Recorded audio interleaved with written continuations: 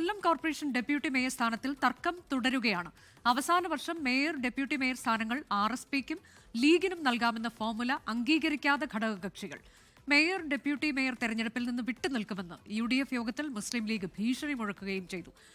അരുൺരാജ് വിശദാംശങ്ങളുമായി.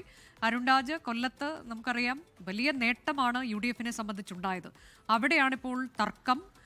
ഈ deputy mayor സ്ഥാനങ്ങൾ അല്ലെങ്കിൽ മേയർ സ്ഥാനങ്ങൾ ഇതെല്ലാം RSPക്കും ലീഗിനും നൽകാമെന്ന ഫോർമുല, പക്ഷേ അത് അംഗീകരിക്കാൻ ഘടകകക്ഷികൾ തയ്യാറാകുന്നില്ല, വിട്ടുനിൽക്കുമെന്ന ഭീഷണി. അപ്പോൾ വലിയ പ്രതിസന്ധിയാണോ കൊല്ലത്ത് രൂപപ്പെട്ടത്?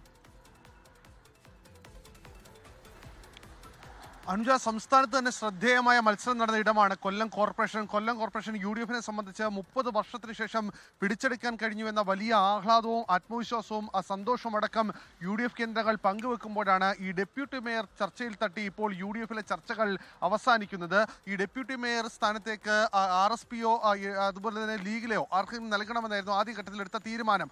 മേയർ സ്ഥാനത്തേക്ക് കോൺഗ്രസിന് തന്നെ AK ഹഫീസ് മേയർ സ്ഥാനത്തേക്ക് നേരത്തെ തന്നെ പരിഗണിക്കപ്പെട്ടതാണ്. അപ്പോൾ സ്വാഭാവികമായും RSPക്കോ ലീഗിനുമാണ് ഡെപ്യൂട്ടി മേയർ സ്ഥാനം നൽകേണ്ടത്. പക്ഷേ ഡെപ്യൂട്ടി മേയർ സ്ഥാനം RSPക്കും ലീഗിനും നിലവിൽ നൽകാൻ കഴിയില്ല. കാരണം ഒരു ജനറൽ സീറ്റിൽ ഒരു പുരുഷനെ കൊണ്ടുവരികയാണെങ്കിൽ അവിടെ RSPക്കോ ലീഗിനോ അത്തരം ഒരാളെ കണ്ടെത്താൻ കഴിയാത്ത സാഹചര്യമാണ് നിലവിലുള്ളത്. അല്ലെങ്കിൽ സ്ത്രീയോ എന്നുള്ള പരിഗണന വരുമ്പോഴും അത്തരം ഒരാളെ കണ്ടെത്താൻ കഴിയുന്നില്ല. അതുകൊണ്ട് കോൺഗ്രസ് മുന്നോട്ട് വെച്ച ആദ്യഘട്ടത്തിൽ ഡെപ്യൂട്ടി മേയർ സ്ഥാനം കോൺഗ്രസ് തന്നെ കയ്യിൽ എടുക്കാം എന്നുള്ളതാണ്. ഉദയകുമാരൻ ഇതുമായി ബന്ധപ്പെട്ട സ്ഥാനത്തേക്ക് പരിഗണിക്കാം എന്നുള്ളതായിരുന്നു ആദ്യഘട്ടത്തിൽ എടുത്ത തീരുമാനം. പക്ഷേ ഇതുമായി ബന്ധപ്പെട്ട് ആദ്യഘട്ടത്തിൽ ലീഗും അതുപോലെ തന്നെ RSPയും കടുത്ത എതിർപ്പാണ് ഇപ്പോൾ അറിയിച്ചിട്ടുള്ളത്. കാരണം തങ്ങൾക്ക് തന്നെ ഡെപ്യൂട്ടി മേയർ സ്ഥാനം ആദ്യഘട്ടത്തിൽ തന്നെ വേണം എന്നുള്ളതാണ് രണ്ടുപേരും അവകാശവാദമായി ഉന്നയിച്ചത്. ഒടുവിൽ RSP ചില ഒരു വഴങ്ങൽ എന്ന രീതിയിലേക്ക് എത്തുമ്പോൾ ലീഗ് ഇതുമായി ബന്ധപ്പെട്ട് കടുത്ത നിലപാടിലേക്ക് പോവുകയാണ്. ലീഗ് ഇക്കാര്യത്തിൽ പറയുന്നത് ഡെപ്യൂട്ടി മേയർ സ്ഥാനം തന്നില്ലെങ്കിൽ മേയർ, ഡെപ്യൂട്ടി മേയർ തെരഞ്ഞെടുപ്പിൽ നിന്ന് വിട്ടുനിൽക്കുമെന്നാണ്. ഒരു കടുത്ത നിലപാട് ഈ ലീഗിന്റെ ഭാഗത്തു നിന്നുണ്ടായി എന്നുള്ളതാണ്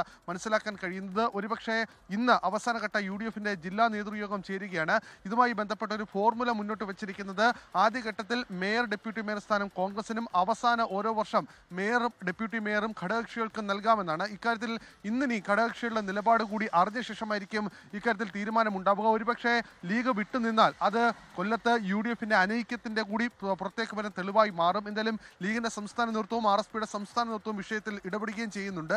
കൊല്ലം കോർപ്പറേഷൻ കോൺഗ്രസിനെ സംബന്ധിച്ച് ഇപ്പോൾ നിലവിൽ കീറാമുട്ടിയായി മാറുകയാണ് ഡെപ്യൂട്ടി മേയർ സ്ഥാനത്തേക്കുള്ള ചർച്ചകൾ.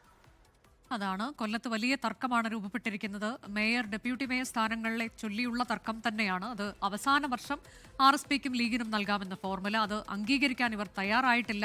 തെരഞ്ഞെടുപ്പിൽ നിന്ന് വിട്ടുനിൽക്കുമെന്ന ഭീഷണി പോലും ഉയർത്തിക്കൊണ്ട് വലിയ പ്രതിസന്ധിയിലേക്കാണ് നീങ്ങുന്നത് UDF കൊല്ലത്ത്.